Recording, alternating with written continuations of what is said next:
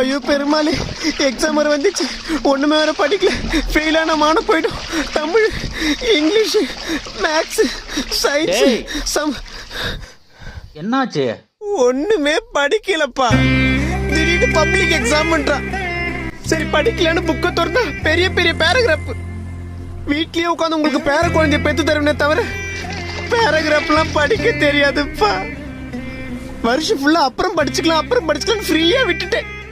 இப்ப திடீர்னு எக்ஸாம் வந்துருச்சு.